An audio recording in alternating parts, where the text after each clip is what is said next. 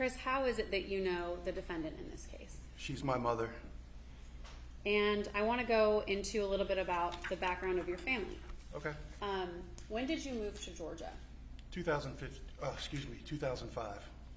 Where did you Excuse move? me, 1995, sorry. Okay. Is it fair to say you're a little nervous? I'm a little nervous. Okay. I mean, it's my first time on this trial, so. Sure. And move the microphone in front of you, and if you'll just talk over it. You don't have to talk into it. Okay, great. So is that 1995 you said? Yes, 1995. And where did you move from? Hoover, Alabama, suburb of Birmingham. A suburb of Birmingham? Correct. How old were you? 15. And do you have siblings? Yes. Okay, and how old were your siblings when you moved? My brother would have been 12, my brother Scott. My sister Emily, I should probably know this, but I would say 5 or 6, and then Amanda would have been, she's the youngest, would have been around, I guess, 4 or 5. Why did you move here from Alabama in 1995? My father came to open the Atlanta office for Byrne Foreman, his law firm. How long had he been with Byrne Foreman when you moved here in 1995? So about 5 or 6 years, I would imagine. So that was yep, about that.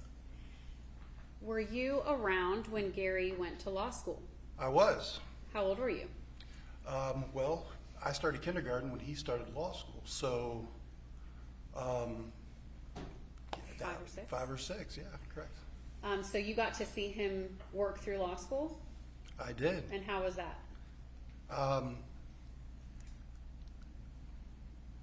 It was great. I mean, from what I remember, I mean, he used to take me to the law school and we'd play laser tag, and when he would work security, he had a job working security, so I had a lot of, for a little kid, a big law school to run around in, it was, it was fun. So in law school, did he also work for Byrne Foreman? I think he clerked with them in the summer, from what I remember. Okay, and then in 1995, he came here to open the Atlanta office for Byrne Foreman. Correct. Okay. Did Gary like his job? Absolutely, yes. And when you moved here, what city did you move to? In Georgia? Alpharetta, Georgia. What school did you end up going to? What high school? Milton High School. Okay. And after high school, what did you do? Went to the University of Alabama. For how long?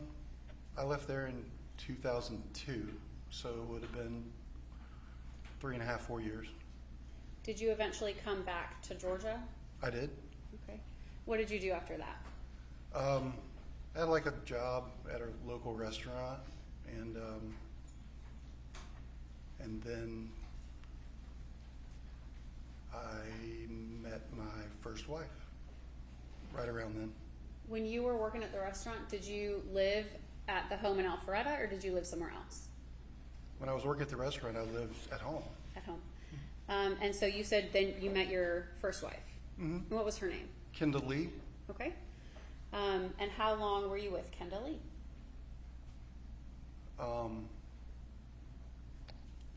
Well, we eventually got married and had 2 children, and we separated in 2007. What are your children's names? Ella Grace and Addison Marie. When were they born? Ella was born September of 2004, Addison August of 2006. Okay. Once they were born, did you guys ever leave Georgia? Oh yeah, about a couple weeks after Ella, the oldest, was born, we moved to Maine. How long were you in Maine for? So that would have been 2004, about 3 years. I want to go back to your parents and their background a little bit. We talked about Gary's job. What did your mom do when she was, when Gary was in law school? Homemaker, took care of us, took care of the house. Kept her busy. There were 4 of you. Correct, yes.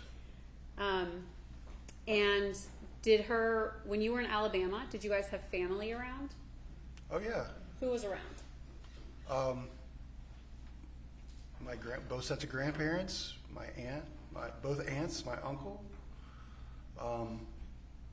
They were in Tuscumbia, Muscle Shoals area. And is that where you were before coming to Alpharetta in 1995? Muscle Shoals area? No, I was in Hoover. Muscle Okay. Shoals is the northwest corner of Alabama. So we were, from Tuscaloosa, which is where he attended the University of Alabama Law School, then went to work for Burr & Foreman, which was in Hoover. Well, it was in Birmingham. We lived in Hoover, and then we moved to Alpharetta in 1995. And all of your family stayed in Alabama, essentially. The family you just mentioned. Yes, correct. Okay. Did you learn when you were in Alabama a lot about how your parents grew up? Absolutely, yes. And who did you learn that information from? I would say both of them. My father would talk all the time about his growing up and things he would do, and my mother would talk about it as well. What would your mother share with you about her upbringing?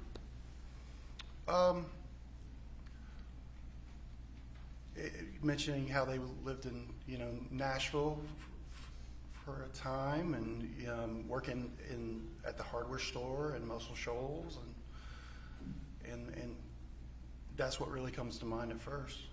So you mentioned a hardware store. Uh-huh. Tell the jury a little bit about that. So my grandfather owned an Ace hardware store in Muscle Shoals, Alabama, and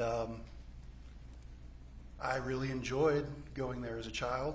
It was great. You could run around and play and build things with the little tools and the wood and the little woodworking things. And I always enjoyed getting up with my grandfather and going to Burger King or McDonald's for breakfast. I got a big kick out of that, and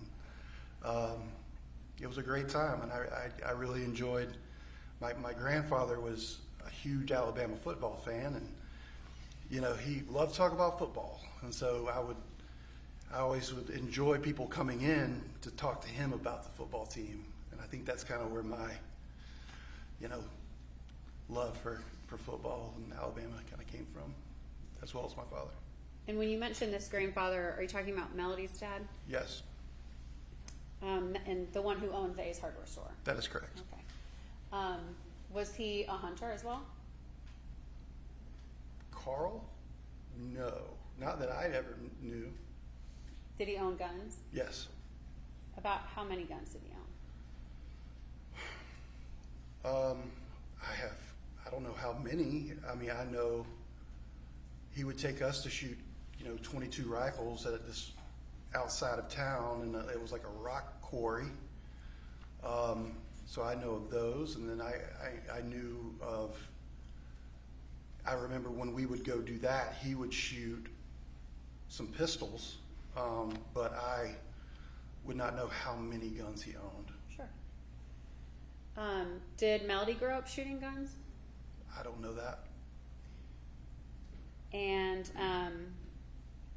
do you know what happened to Carl eventually? Yeah, I know. Yes, I do. Okay, can you share with the jury? He had a heart attack and was in ICU for a pretty long time. I assume ICU for I think a week or two at least before he eventually passed away. What year was that? It would be 2007, 1997. I apologize. These 2000s and the 90s get me.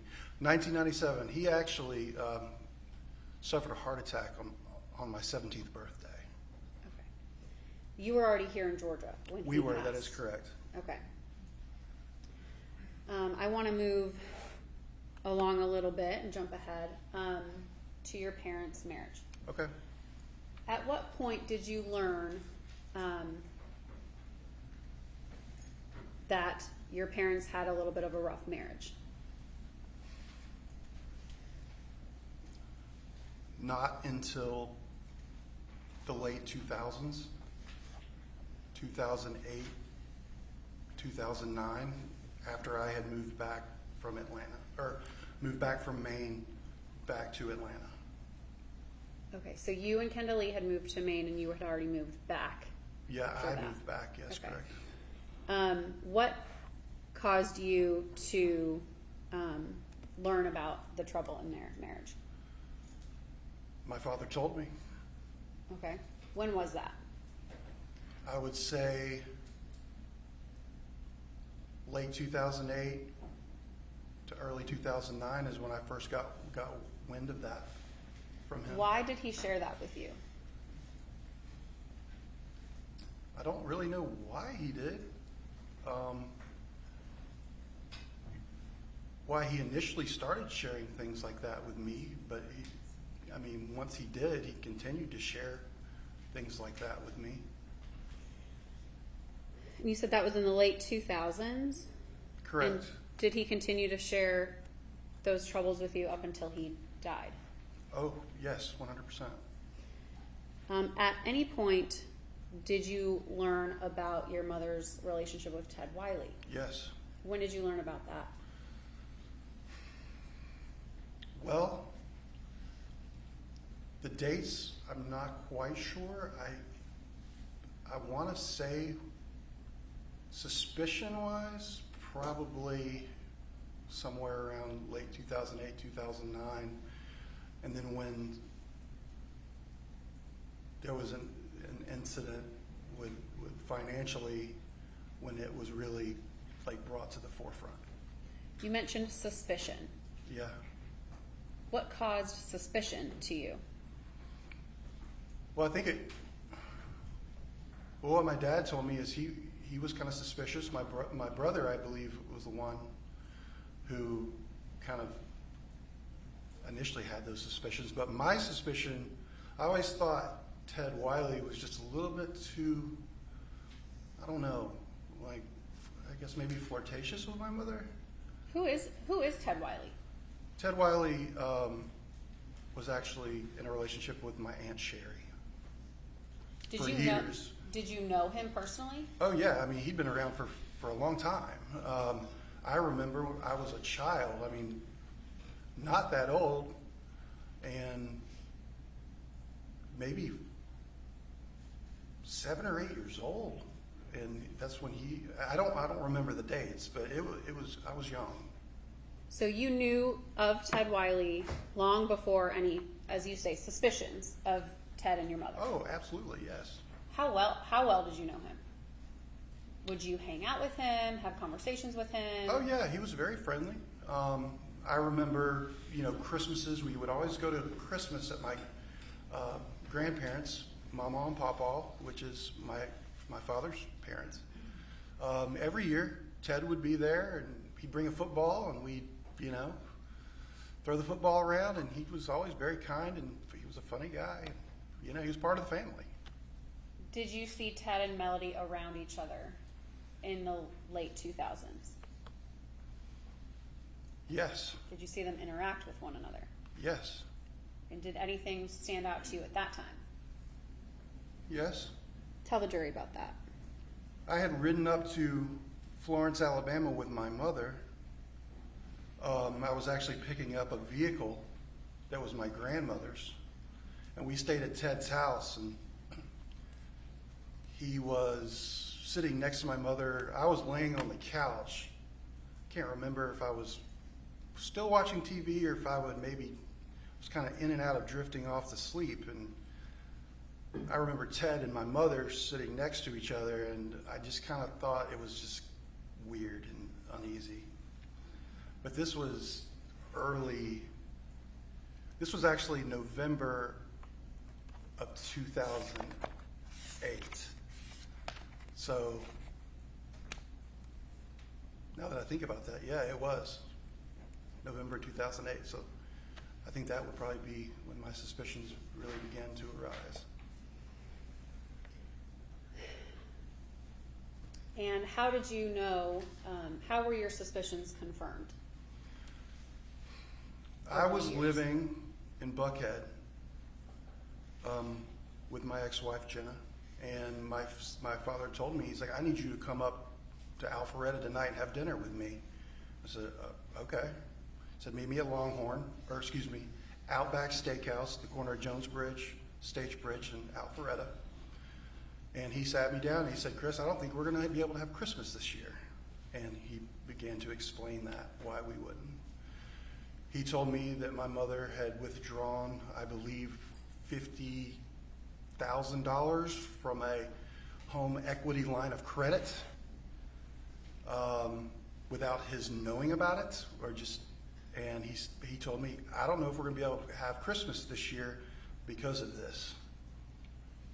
Who was at that dinner? I think it was, I know I was there, and I think one of my sisters, I think Amanda was there too, but I can't be sure about that. What year was that? Oh, that's a good question. It would have either been Christmas, right before Christmas of 2009. If I had to guess, that would be it. But it's been so long, I don't know the exact year. And what happened after that? Between your father and mother? Well, I know he filed for divorce. How do you know about that? Well, I got wind of it because I had stopped at the house in Alpharetta to use the restroom because I had a job where I drove around a lot. And I would stop in to use the restroom and or say hello. It's my parents' house. And I come to the door, and the door's open, and my sister's black lab is running around in the front yard, and there's a lady at the front trying to, what I come to find out very soon after that, is serving her divorce papers. I called my father and I said, what's going on? And he said, well, I'm serving your mother with divorce papers. And that's how I found out. And when was that? What year was that? I would say either 2010 or 2011. I would, if I had to say, I would say probably 2010. And where was your mom at the time? She had locked herself in an upstairs bedroom and refused to come out to talk, I guess to avoid getting served.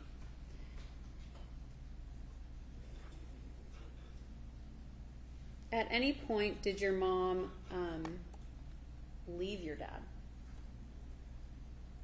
Can you clarify what leave means? Leave the house for a significant period of time? Yes.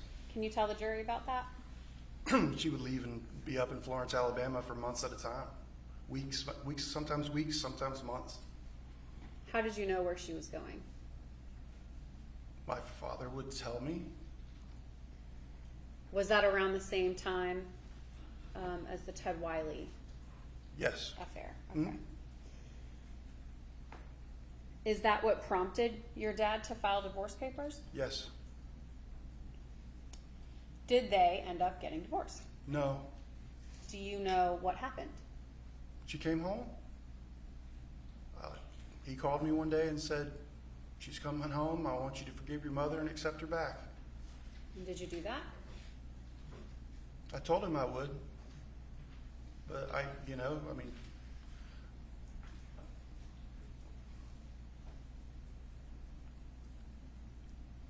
I would say I gave it my best try. I want to go back a little bit to when you mentioned you moved to Maine. Sure. And you have two daughters. And did you have both at the time you moved to Maine, or just No, one? that was 2 weeks after Ella was born. Ella's my oldest daughter. Okay. And why'd you move to Maine? Well, because we didn't have any money, and my wife, the mother of my children's parents, had a house in Maine on Lake Sebago, this beautiful house, and they said, hey, come live up here. And I had visited Maine a couple times, and I was all for it. How did your parents react to that move? They they weren't happy about it. My mother was not happy, and my father, he understood, but if I had to say, I don't think he was happy about it.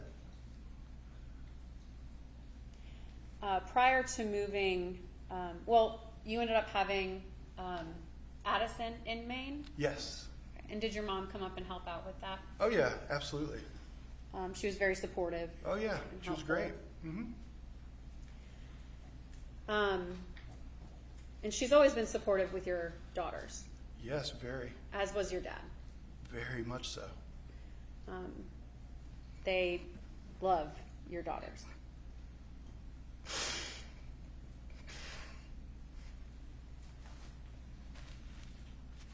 Yes.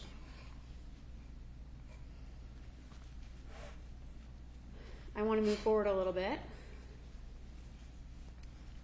You mentioned this line of credit that your mother took without your dad's knowledge. Yeah. Did that change, did that affect their relationship moving forward, to your knowledge?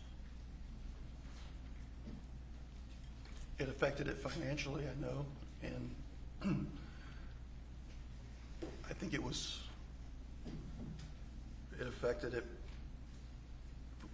at some degree, you know, their trust, his trust for her, you know.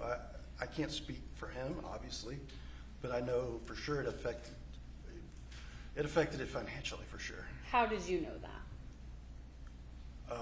Well, he basically told me he wasn't going to let that happen again. So I assume that, well, I know he basically took away her ability to be able to do that. Okay. What does that mean? I'm not really, I mean, he didn't share details with me at the time. But What was your understanding of your mom's access to their finances? before this happened with the HELOC, that they just shared everything. You know, it was When you say had- HELOC, what is it that you're talking about? home equity line of credit. Okay, so before, you're talking about before that? Yeah. Okay, they shared everything. Yeah, I mean, I don't remember anything other than they had a checking account, And then how did was it change? husband and wife. I'm not sure exactly. Okay.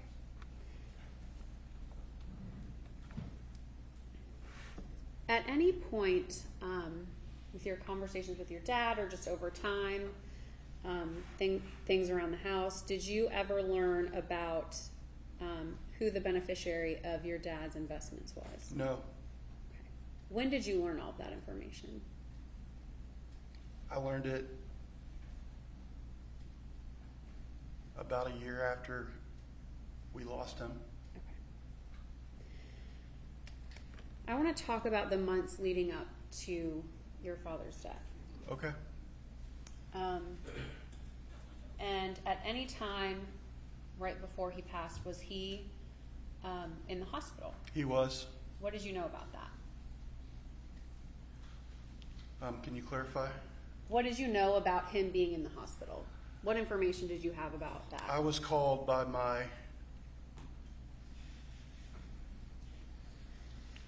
the first initial, I think I got a text message from my brother saying we're taking Daddy to the hospital. And then I got some sort of communication from my mother saying, that he was in the hospital or we were taking him to the hospital. Did you know why? My father would have these, he would call them his spells, okay, where he would be very lethargic, almost, how can I put this? Just very, very tired, couldn't stay awake, didn't feel well. That's really the best way I can describe it. Did you ever witness one of them? I never did, actually, never. How long had he been having those? At least for a few years. On and off. I don't know exactly how long, though. And so that was your understanding of why he was admitted to the hospital. Correct. When was that? That would be April, I think early April of 2018. Did you go visit him in the hospital? I did.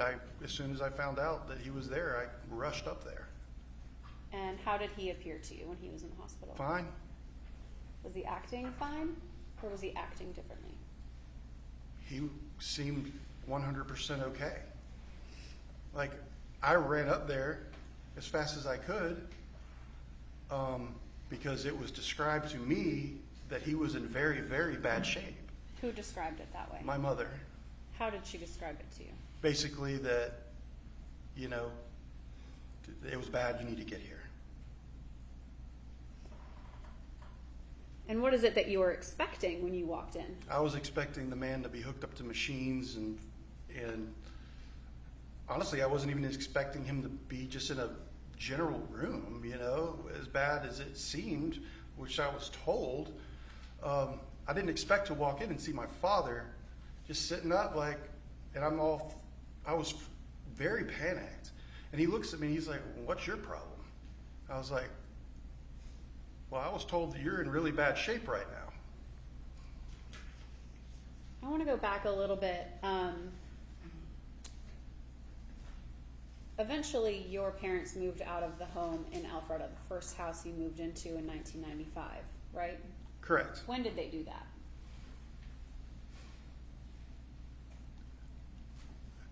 Correct. I could be, the dates and everything, but 2014 is what I thought it was. Because it was after Halloween, because I remember helping them move, and I was trying to get out of there to go watch the Alabama game. So we were playing LSU that night. So yeah, it was right around November.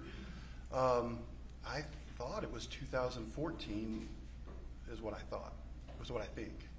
And where did they move to? Purcell Lane, Alpharetta, Georgia.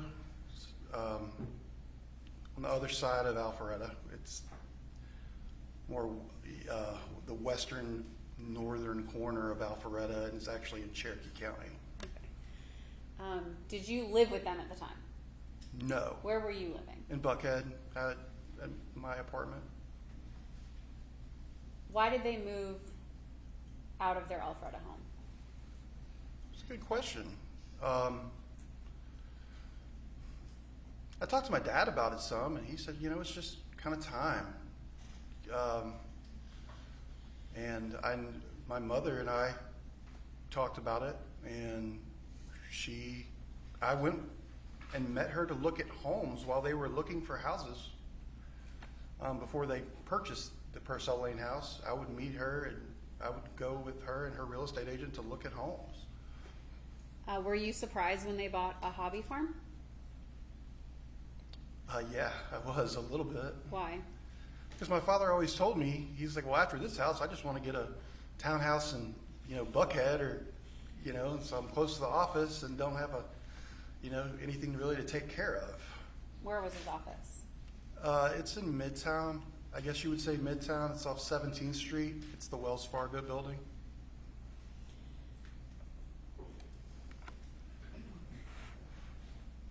So that was around, do you think, 2014, the fall? When they I moved believe so. into I the mean, I farm? guess it could be 2013, but I think it's 2014. Because never mind. So you saw your father in the hospital Correct. in April, and he was fine. Yes. He appeared fine. And how long was he in hospital for? A few days. I talked to the doctors, and they were just trying to figure out kind of what was wrong with him to cause him to have the spell that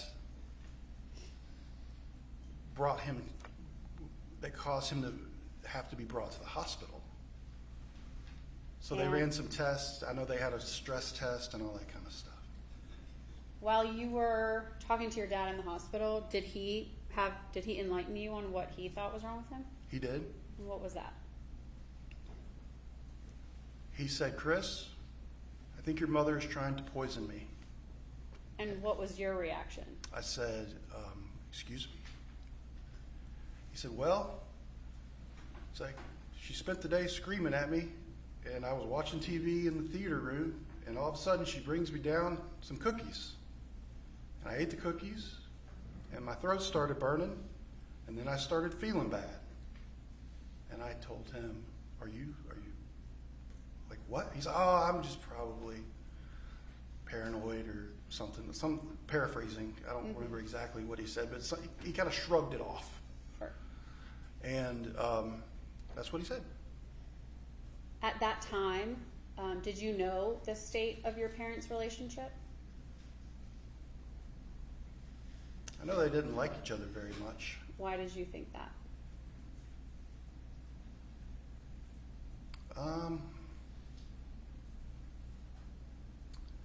Well, there had been different episodes, you know, with, he had told me about a gentleman named Rusty Barton. He had told me numerous things. I mean, there was a lot of things why I thought that. He confided in you about their relationship? Somewhat, yes. I think he might have confided in some of the other children more than me. Like who? Emily, Scott, maybe Amanda. I don't know about Amanda. Did you know how they lived physically in the home? In the farm? Of course, yes. And how did they live? My father slept downstairs in a bedroom in the basement. My mother slept in the master bedroom. They still shared a bathroom. My father still showered in the master bathroom. He still had his main closet there, but they slept on different floors. Did your dad sleep with a CPAP machine? Oh, yeah.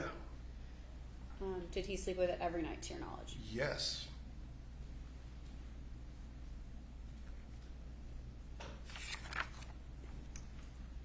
I'd like to talk about your dad's birthday weekend before he was murdered, okay? Okay. When is your dad's birthday? June 27th, 1960 was when he was born, so June 27th. Okay. And was that essentially the week before his remains were found? Absolutely, yes. What did the family do for his birthday? Well, we had a family gathering at the farm. Everybody was there. It was a cookout. We cooked barbecue, and Emily brought her daughter, the new baby, and it was a celebration of his birthday. Were your daughters there? No, they were not there. So when you say everybody here, I have a family tree over here. Both your parents were there, right? Correct. Okay, and then that's you and your wife at the time, Jenna? Correct. Scott was there. Was Emily's husband Chris there too? Yes. And they had just had Olivia. Yes.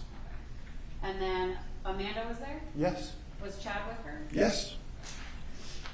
Was Cameron there? I don't remember that. What did you all do that day, that evening? We ate. I remember Jenna and I took the RTV through the woods, and I actually ran out of gas, so I had to walk back up and get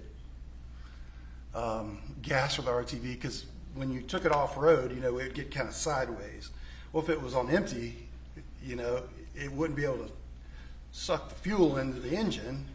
So I had to walk all the way through. She wasn't very happy with me at the time, but we walked from RTV back up to the barn to get fuel to put in it so I could drive it back up to the house. Did you have anyone help you with that? I don't remember. I think maybe my brother did, but I don't remember. Were you well versed with what to do on the farm and how to work anything on the farm or work at all on the farm? No. Did you like going to the farm? No. Why not? Well, I did sometimes, but for the majority of the time I did not. When they first bought the farm, I didn't really like going because my father would, put me to work, cutting trees down with him and things like that. And then the other reasons down the road kind of led to why I didn't like going there, which was the turmoil of their relationship, unfortunately. Of what really? Of their relationship? Yeah. Did you have turmoil with anyone? With my mother. Okay. When did that start?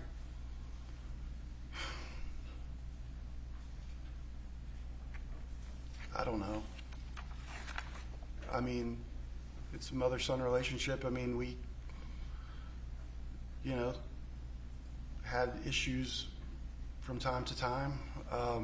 But in summer of 2017, it got to its highest point of turmoil. What happened? Well, her and I got into a little bit of a confrontation because she was withholding giving my children back to me. My children love spending time with their grandmother, but my kids were being purposely held from being returned to me. Do you know what caused that? Well, she said it was because of my drinking. So I don't really know why, but I know what she said. Okay. And how did you receive that information from her? Not very well. I was very upset. And my kids are only here for a short period of time. I mean, they had gotten to the point where, before, when they were younger, they'd come for a couple months during the summer, and it was to the point where they'd come for a couple weeks, and then they were just spending all the time with her. So I don't know if we've really talked about this. You moved back to Georgia, and did the girls stay in Maine with their mom? Yes. When did that happen? 2007. 2007? Excuse me. Yeah, 2007. Okay. And so when you talk about the girls coming, they would come to see you. Right. They would be on summer break, and they would come for a couple weeks, 3 weeks, somewhere around then, and spend time with me and my family. And they would hang out with your mom a lot? Oh, yeah. They love What would they do with her? a lot. They would spend the night. They would go shopping. They would go do lots of things that a grandmother and grandchildren would do. When it came to your daughters, did your mom and dad, they never said no? Everything was Oh, they never fun. said no. They love Big Daddy and Grandma. That's what they called them? Yes. Big Daddy and Grandma? Correct. Big Daddy was Gary. Grandma was Melody. Mm-hmm. So I want to go back to this incident with your mom. Describe what happened. How you described her withholding your children. Describe what that means. I had Braves tickets for this particular night, and I had gone to pick them up, and she basically said, I'm not going to let them go with you. And that's what happened. She wouldn't let them go with me, and there was an argument. And what did you end up saying to her that night?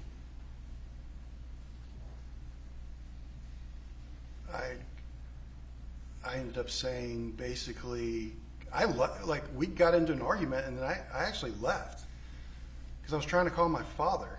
He was either at the farm or there. I was trying to get him to come up there to help with the situation, and his phone was going straight to voicemail. So I just left. It was getting very heated. She was very, very, what's the word? Very angry and just screaming at me. And I was screaming, and I was yelling back. And I just got out of there. because I didn't want any part of it. And on the way back to Buckhead, my father called me, and he's like, come on back. And then I went back and I got my kids. And what sort of words were exchanged when you were there between you and your mom? I don't remember what kind of words. I mean, I know that I said to her the next time, I was very angry, and I said, the next time I see you, you will be in a pine box, by saying, I'm not going to talk to you ever again while you're alive, okay? Basically saying, I'll come to your funeral, but that's it, we're done. And so that was pretty harsh of me to say. And you were reacting. Well, she tried to the attack me. situation. She tried to hit me. And she didn't hit me, but she went like that to hit me. And I, was, 37 years old at the time. I was caught off guard by that. And I told her, I was like, if you hit me, I will defend myself. And we just were going back and forth. And I ended up taking out my camera and recording this exchange. Later on, deleting that recording, but it was hard. It was very hard. What ended up happening when you went back? When your dad told you to come back, what ended up happening? I came back. My kids were waiting on the porch with their suitcases, with their clothes in it, and we went home. Who was out there with them? My mom was out there, my dad was out there, and my girls were out there, and I was out there. And so then the girls left with you. Yep, they got in the back of the truck, in the back seat of the truck, and we went home.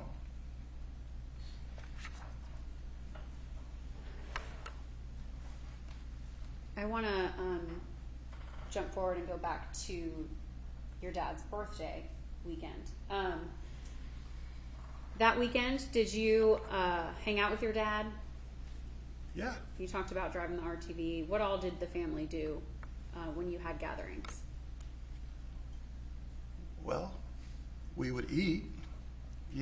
All of our gatherings were focused around food, which is very, that's just how our family was, very Southern, And we would eat together. We would talk. That particular day, we had a new baby. So I remember, playing with Olivia and recording videos. It was, I had met her before, but, they lived in Nashville. So, I didn't get to see her that often. So, we were celebrating my father, but we were also celebrating Olivia. At that point, was your mom at the house? Yes. So had you guys made up, rekindled? How did that happen? Before Olivia was born, my sister had a baby shower. This was beginning of October of 2017. So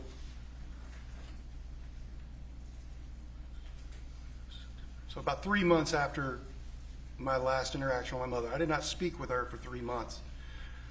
I was out.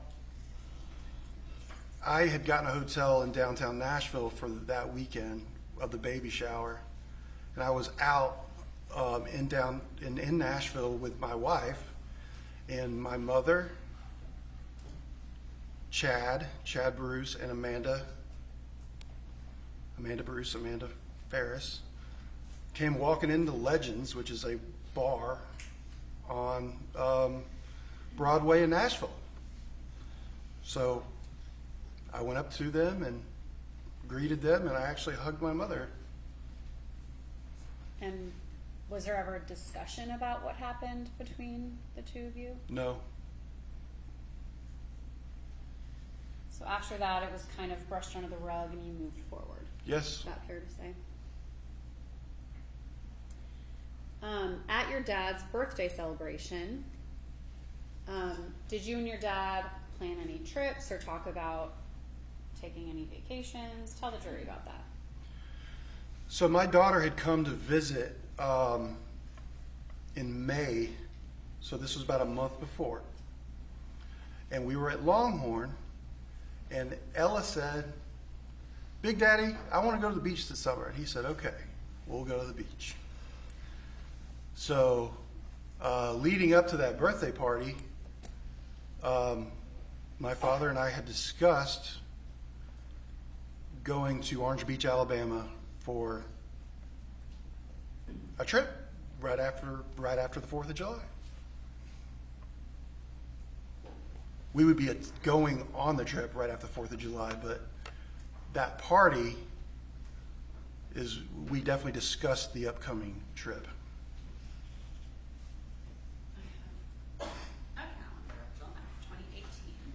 And so when you say the weekend after the 4th of July, so the Friday, Saturday, the 6th and the 7th? Yeah, I think we were supposed to leave for Orange Beach on, I think it was Friday. We were supposed to leave to go there. Okay. So after Ella had expressed this to your dad, were there further conversations between you and your dad about the beach? Yeah, he told me to pick out a couple places where I thought we could go. He had given some recommendations. I had been to Orange Beach before, but I wasn't that familiar with it. I usually went to Destin. But I ended up picking a couple places, and he said, "Oh yeah, that place is good," and he booked it and paid for it. I would like to talk about, you mentioned your dad booked for it and paid for it. Did Yes. your dad pay for a lot of things? Yes, And did he pay for a lot of things for you? yes. Like what? He would always pay for my children to fly down. He would pay for Ella's horseback riding lessons. He would pay for the girls' dance lessons, recitals, costumes. He would help me out with bills. My dad helped me and paid for a lot. Did you have a job at this time? Yes. What was your job? At the time, I had my own painting company. So, was your dad that helpful with everyone in the family? I believe so. To your knowledge? To my knowledge, Okay. How was your dad and Scott's relationship? they had a great relationship. Would he take care of Scott Yes. financially? Yes, Scott worked at the farm. So they kind of had Scott worked at the farm. I mean, it was a lot of work. And my brother did not have another job, and my brother had to have money to live. So I didn't know the details of it. I didn't know if they had like a, agreement of how much, or I don't know what that looked like. But yeah, I mean, I know the money my brother would be from my father. Would you and your dad ever get in arguments about money? I wouldn't really consider it an argument. I mean, he'd get mad at me for spending money or asking him for money, or there were even times, I mean, when I had his credit card number, I mean, then I would use it without his permission, without asking it first. And he'd get upset with me, but it wasn't an argument. It was more, he was just upset with me.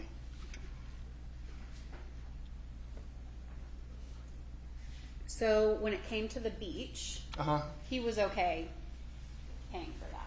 Yeah, he was going with us. And was there an agreement between the two of you with what that would look like? I was going to pay for everything there. The dinners, whatever, things you pay for at the beach. And he was going to pay for the condo. Did you eventually pick out a condo? We did. And who booked that condo? My father. Did he tell you when he booked it? Yes. Do you remember when he booked it? I don't remember, but I remember he texted me. He said it's booked.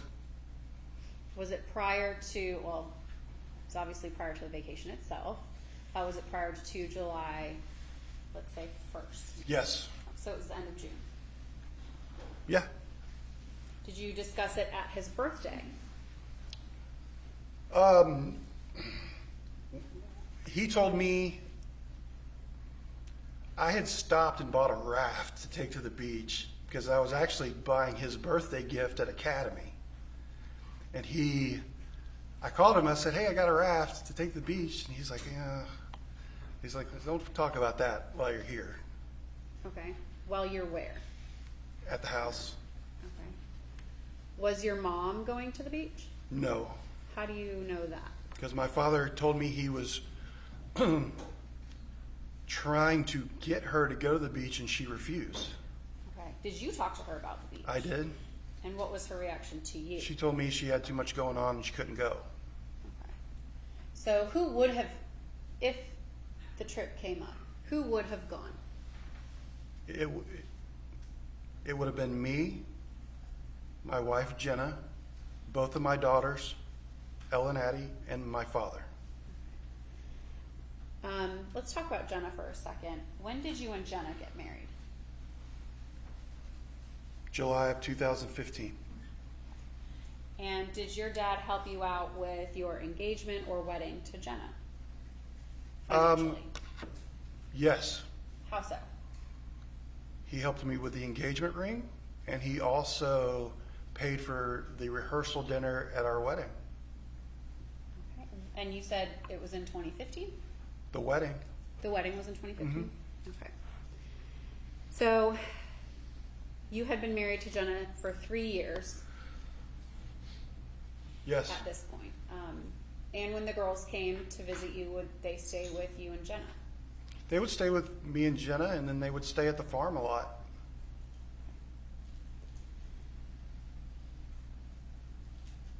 The conversations about the beach with your mom, was that over the phone, in person? How did you guys discuss the beach? Most of the conversations with my mother we spoke, but I don't remember exactly how that, if it was text messages or if it was a phone call, I don't remember. But at that point, to your knowledge, she was not going. Correct.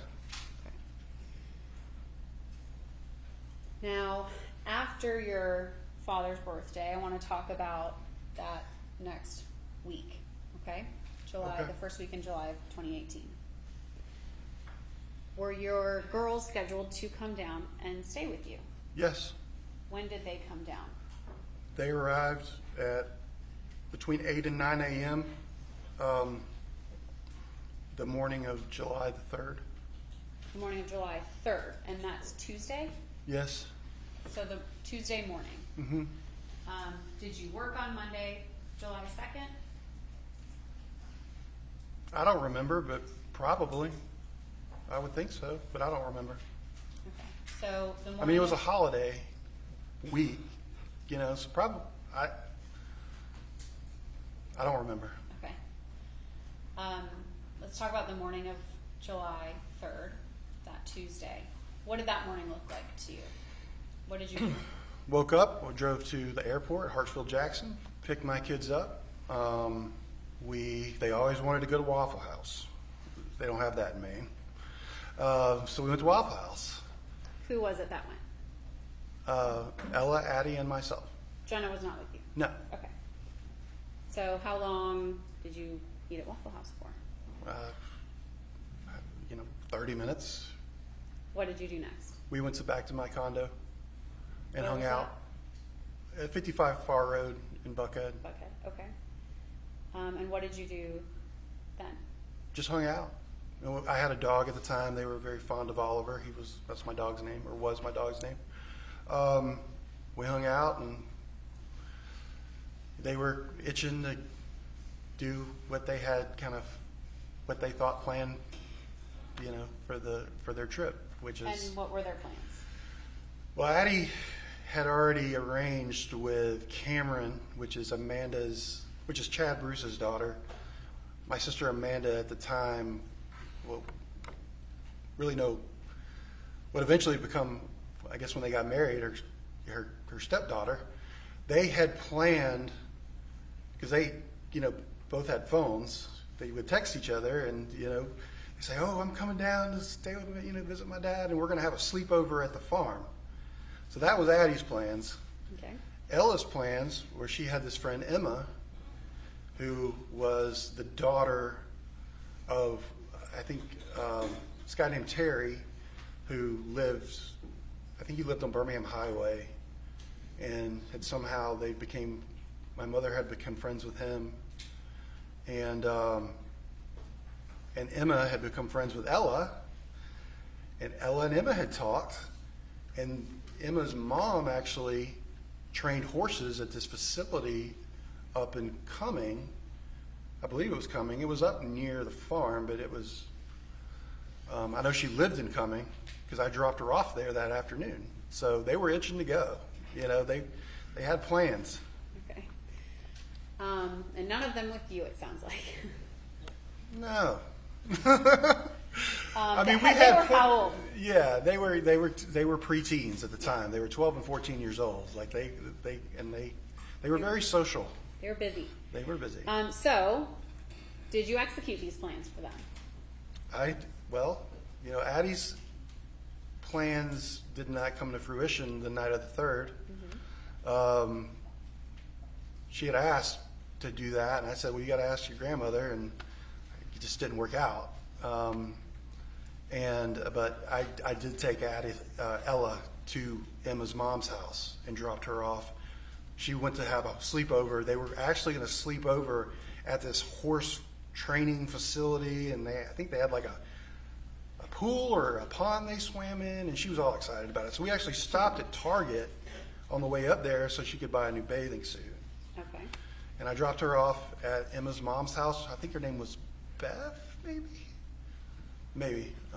But yeah, I dropped her off there. What time was that? I'd say if I had to put a number on it, between 4 and 4:30 p.m. On the 3rd. Correct. Okay. After you dropped Ella off at Emma's on the 3rd, where did you go next? Well, I called my father and I said, hey, do you want to meet us for dinner? Because I hadn't talked to him that day. And he said, I'm working. I say, oh, cool. I was like, well, let's meet up and get. He's like, no. I'm at the farm. I'm just working. I said, oh, okay. Well, I was like, I just dropped Ella off. We're going to come by and come see you. He had recently seen Ella because she was down in May, but he hadn't seen Addison since Christmas time. So, we were up there. Might as well stop by. So you ended up stopping by the farm? I did. And about what time did you get there? About 5 o'clock. How long did you stay? Between 20 to 30 minutes. What did you do when you were there? We pulled in. My father was in the driveway, sitting on the RTV. I parked my truck, went up to him, and Addie went to get. I just never forget it. This is the last time I saw my father. He said, "Oh, just let me give you a kiss because I'm too sweaty right now for you to hug me." And then at some point my mother walked out and we went up to the barn because I think they had some baby ducks that had been born recently or something like that. And maybe a baby goat. I think there might have been a baby goat. I just remember the baby ducks as being the draw that day. But I think there was a baby goat too, maybe. Okay. There's always babies of some sort. There were a lot of animals. Baby animals. So you and Addie walked the property, went to the barn. Who was with you? Was your dad and mom with you? Yes. We actually went from the main house up to the barn, and then we walked down to the pond to see the baby ducks, and my mother walked down there with us. Who all went to the barn? All To the four of barn? you? Yeah. All four of us went to the barn. How did you get to the barn? I drove my truck up there. Okay. How does your dad get to the barn? He rode the RTV. How did your mom get to the barn? I think she walked, but I don't remember. And was Addison with you or with your dad or with your mom? Addison was with me, I think. She might have walked with my mom. I haven't thought about that in a long time. So your dad was on the RTV. Yeah, Was he on the RTV often when you were at the farm? all the time.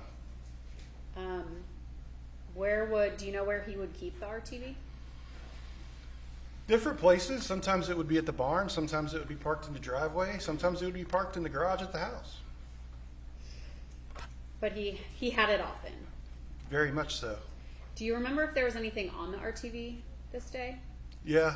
I remember seeing like dead boxwoods, I think what they were, that he had pulled up and put them in the back because we had a conversation about it.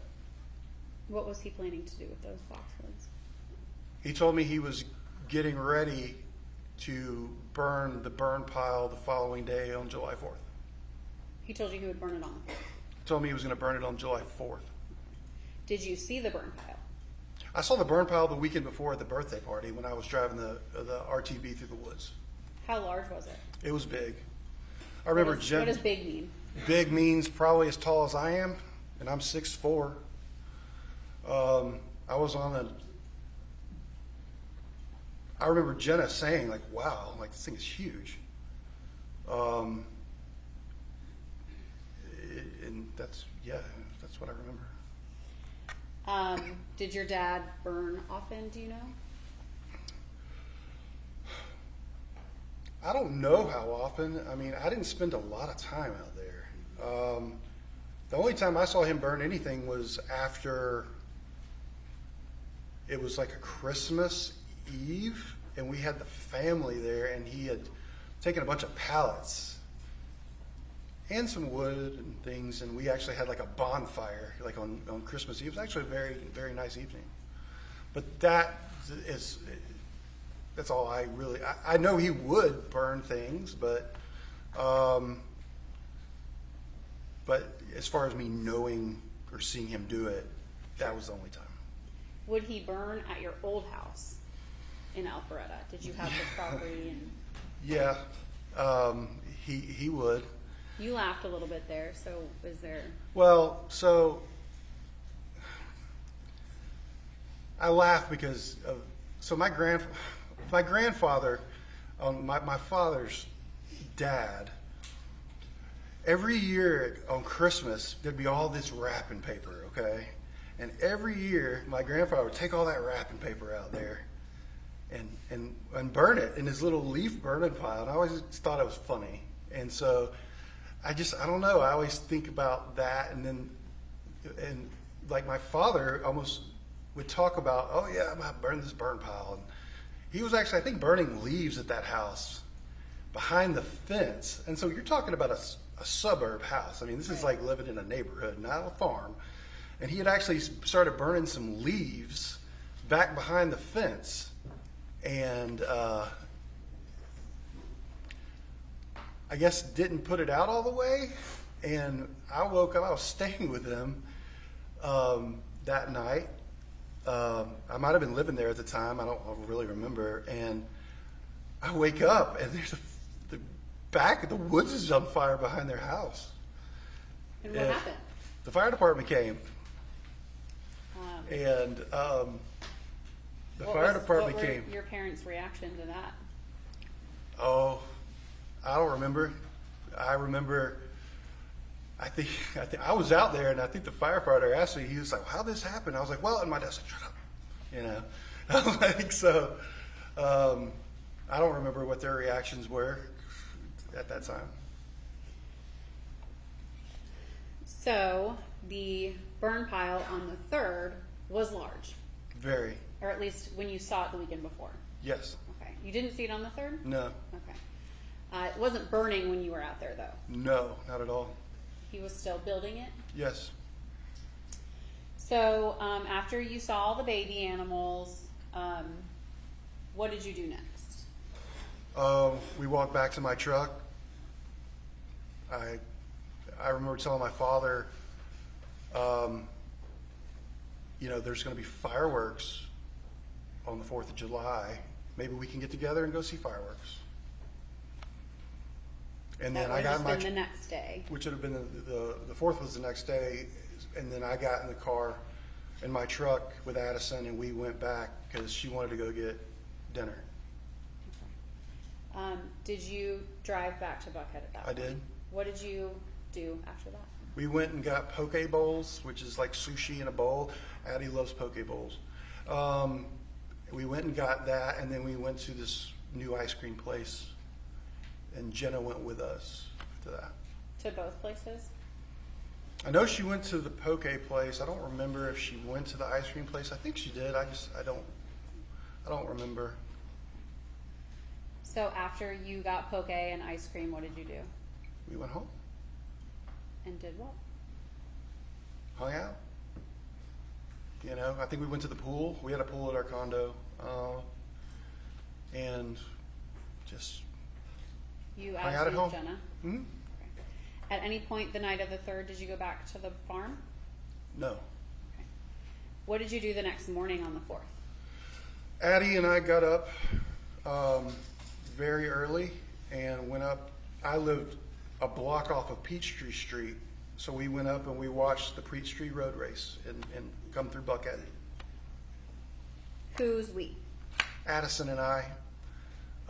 Jenna did. Jenna came up eventually, but I don't think Jenna was trying to get up that early on 4th of July. So we, Addison and I went up there. We took our chairs and set up, and it was nice. How long were you out there watching the Peachtree Road Race? If I had to put a number on it, maybe an hour. So what time would that put you at? That's hard to say. Around 7 or 8 o'clock in the morning. Okay. So you were done watching it at 8 or 9, or you were done at 7 or 8 in the I morning? think we went up there. I mean, we didn't watch the first people come through. I don't remember what time, but I know it was early. Early morning. Early morning, And you were yes. out there for about an hour. Yeah. What'd you do after that? We went to Cracker Barrel in Norcross Why Norcross? because I had my own painting company and I would have my guys that I would have to pay. And I had this one guy and he's like, oh man, I really need my check. So I was like, okay, fine. And he lived in Norcross. So I went to Norcross to give him his check. And Addie and I, there's a Cracker Barrel there. And so we went to Cracker Barrel for breakfast. And after Cracker Barrel, what were your plans for the day? We were having a pool party, our apartment complex, condo complex, whatever you want to call it. We always had a pool party every year for the 4th of July.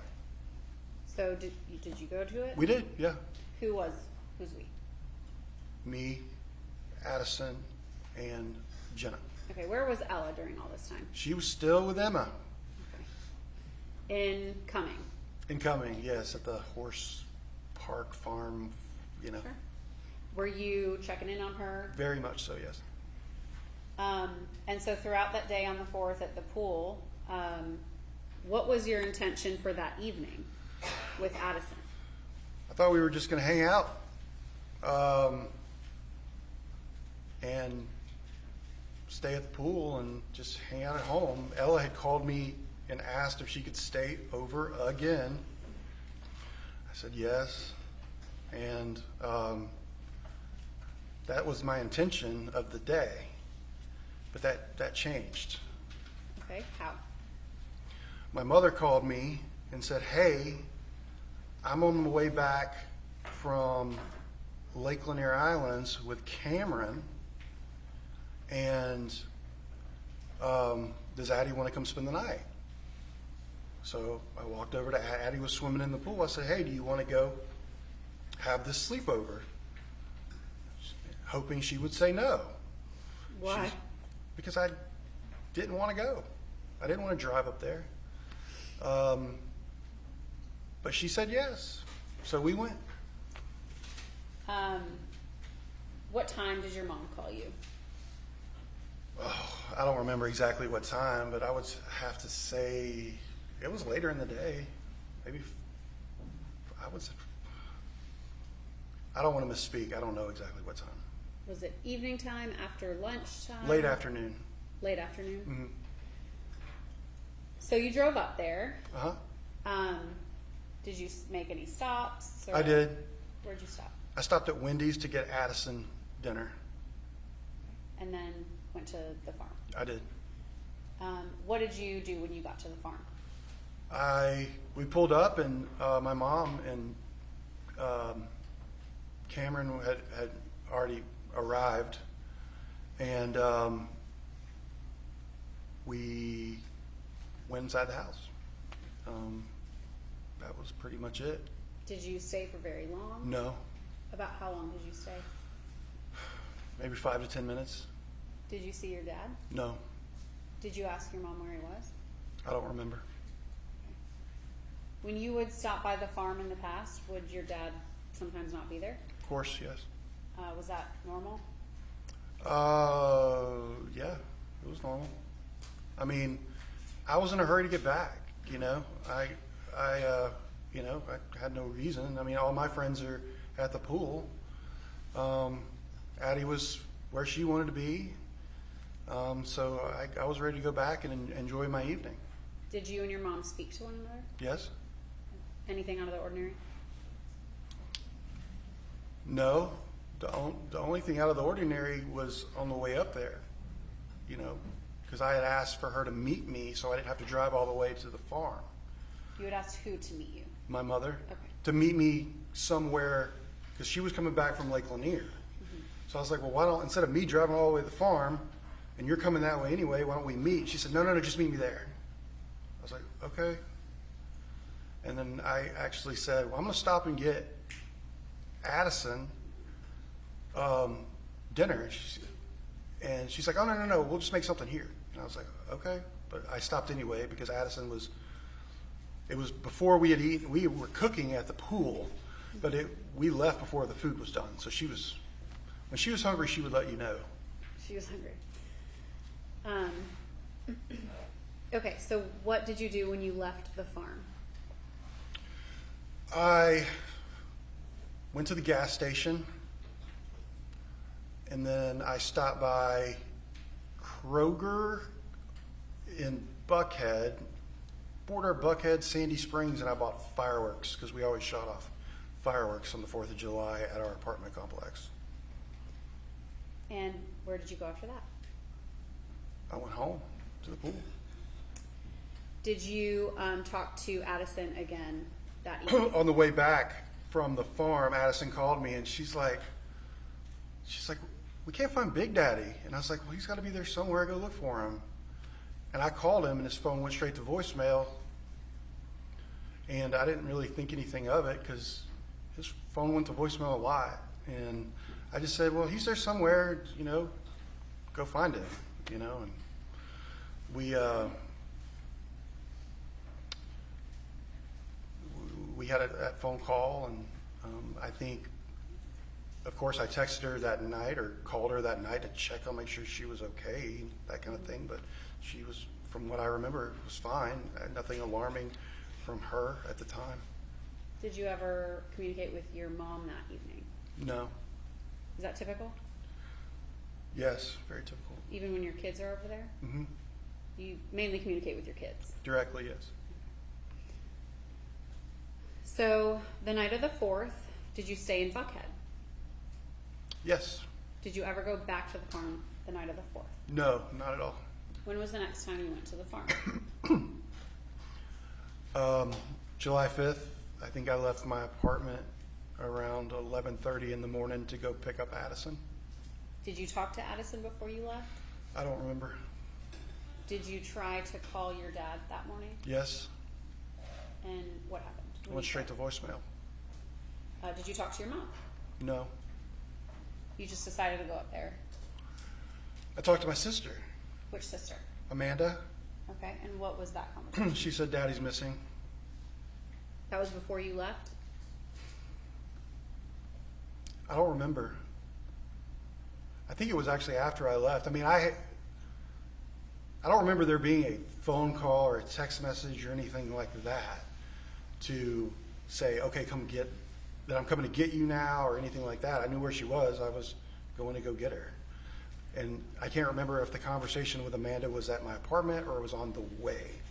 I remember us talking a lot on the way. Who's But us talking? Amanda. And you talking a lot? Yes. Okay. About what?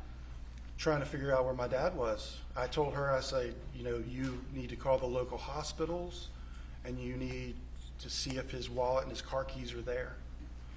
At this point, knowing that his phone was going to voicemail and Addison couldn't find him the night before, what was your thought process when Amanda said he's missing? I was pretty panicked. You know, this was 2 months after this whole scenario of him being in the hospital. 2 months, 3 months, you know, April, May, June, so 3 months. So I had not been able to talk to my father to get in touch with him the night before when I called him to see where he was, so Addison and them could find him and, you know, hang out with him. And then the next day, my sister calls me and says, "Daddy's missing." So yeah, I was excited in the point of panic. You know, I was very, my blood pressure was probably pretty high. So even though his phone would go to voicemail pretty often, this was not normal. No, not for that long. Yeah. How long did you know that nobody had gotten in touch with him? Well, I know that I had tried to call him the night before, you know, on the way back from the farm to Buckhead. So for me, I mean, we're talking, you know, over 12, you know, I mean, about that time, we're talking, you know, 15 hours later, you know, so. And you didn't see him on the 4th at all? No. Okay. Did the family have any group messages happening? Like text message groups?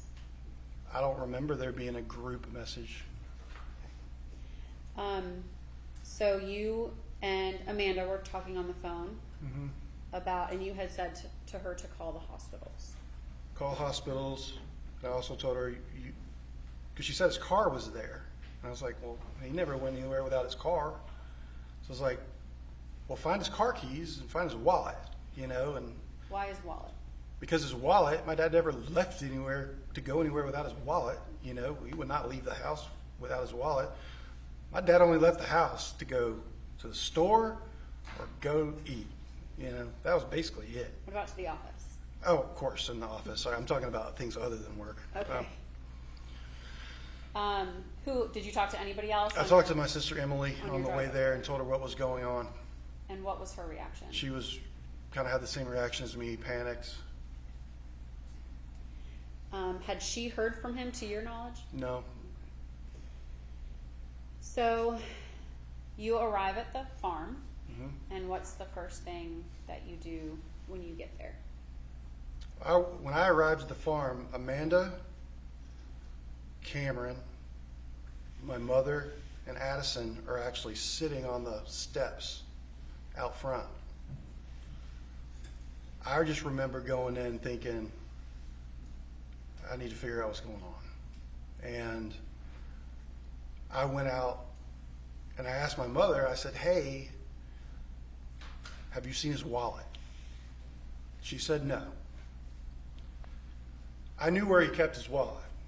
He kept his wallet either in the Mercedes or downstairs in the basement or in the master bathroom. So I went to look. I needed to know if he had left or not. And that wasn't going to be an indication to me if he had left or not. I went to the Mercedes. I looked in the glove compartment. I looked in the center console. I looked in the back seat. I looked everywhere in that car. I did not find his wallet. Did you find his car keys or cell phone or anything like that? No, I didn't find anything.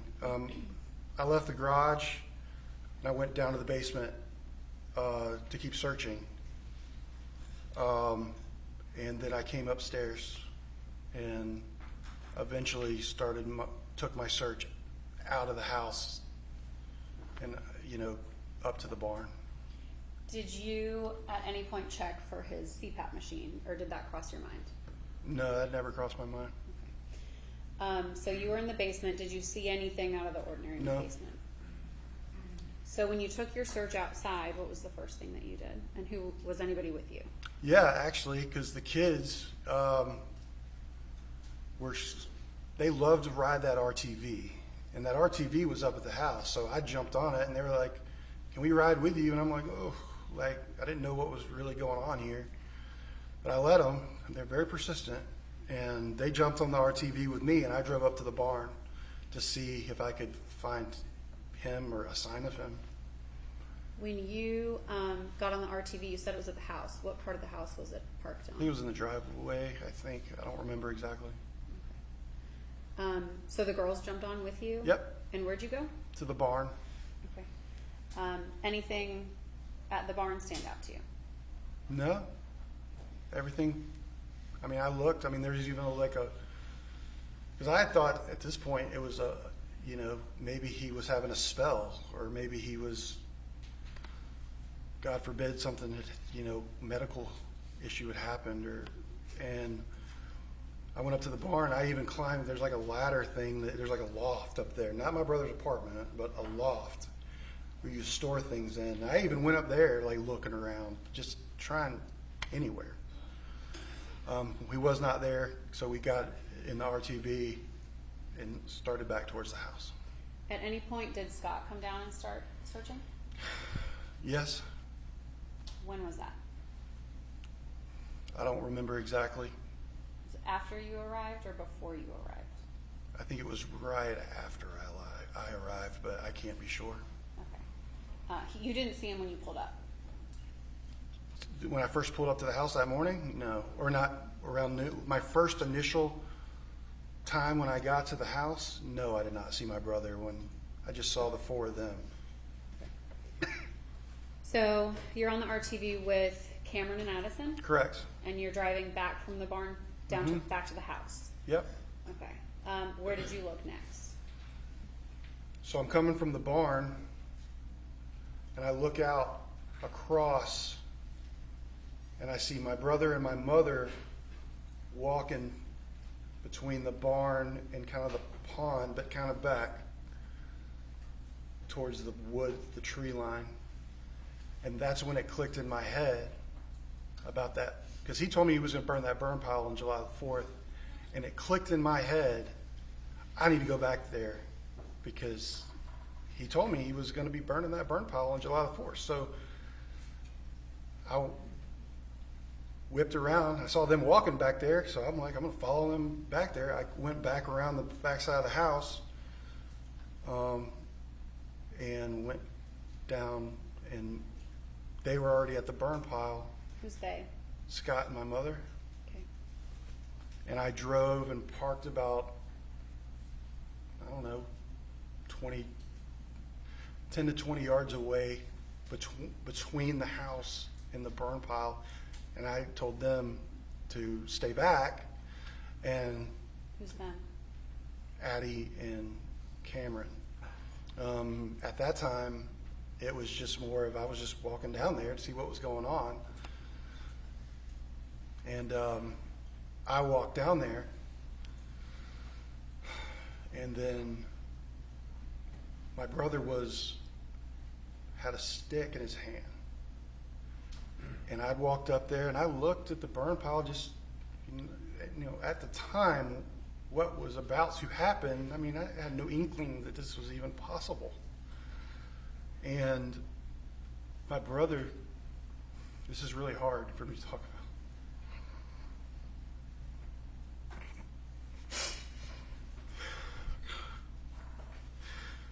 My brother looked up at me and he said, "You need to get those kids the F out of here. I'm calling 911 right now." And I did. I took the kids out to the house and I put them in the room, in their bedroom they had slept in the night before. And I said, "Y'all need to go up here." I mean, I didn't say anything to them, you know. My daughter had just lost her uncle like 2 months before that. And I knew kind of what, I mean, I'm not stupid, you know, like when he's looking at something, calling, you know, like. So my instinct was get my child back up and away from whatever's going on right here. And that's what I did. I put them in the bedroom. I said, "I'll be back." And I went downstairs. after I went downstairs, it's like I was just, the adrenaline was going like crazy. My brother said something to me like, I think there's human remains on the burn pile. And so I got an RTV. I had to go back down there. I went back down to the burn pile and I took a close look at the burn pile. And I looked and I was like, wow. And then I saw what looked to me to be like a hand, like bones of a hand, like that. And that's when I just, I think I went in shock. And I went back up to the house and waited for the authorities to arrive. The paramedics, I guess, is who arrived first. But I sat on the back of my truck, really couldn't even talk.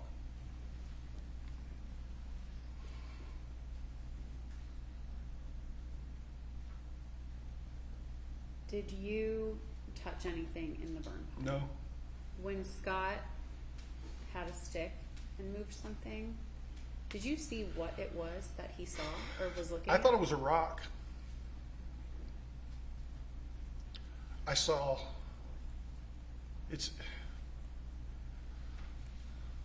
but he told me after I put the girls back up in the room, and I came back downstairs, and he told me I think it was human remains. And, of course my brother and I had conversations after, like, while this situation is unfolding, and he told me, yeah, I think that's Was that before or after he called 911? after. Did you see him call 911? I did not. You He said he was going to call 911. He said, to get the kids out of here, I'm going to call 911. I didn't stick around long enough to hear him. Was Yep. your mom nearby when you? She was standing right there. Did she say anything? No, Was Amanda near the burn pile at that time? I don't remember. I don't think so. The only thing I remember about Amanda is her walking up when I was sitting on the back of my truck waiting for whoever was responding to this 911 call to come. And my sister walked out and we spoke then. My sister was out there when the I think it was the paramedics showed up. Yeah. What did you guys speak about? Well, the paramedics walked by and they were actually holding a gurney. And I'm thinking,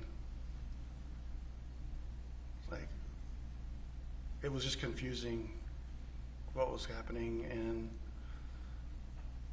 I was sitting there, and it wasn't long after that the paramedics actually walked back around and said to me, "I'm sorry for your loss." And that's when it really kicked in. And that's when Amanda and I just basically started this conversation about, oh my God. I mean, it doesn't take, it's common sense. Your father's missing. My brother's saying he thinks there's human remains. He's, paramedics are showing up. So, and then they're saying, "I'm sorry for your loss," and that's when it really just I was just overwhelmed. Like, it was awful. I don't really remember what my sister and I talked about. I remember her kind of saying things like, "Oh, we put him through so much, and we weren't the best kids, and this, that, and the other." And I remember thinking, like, what are you talking about? It was very strange to me at the time, but people, I guess people say things when they're put in that situation. I didn't really think anything of it, I just thought that was kind of weird, but and things just, everything, really a lot of things after that are a blur to me. I've done a lot of PTSD therapy because of that day, and what I've discussed in a lot of that therapy is they think that I pretty much went into shock. I think we're going to take a short break.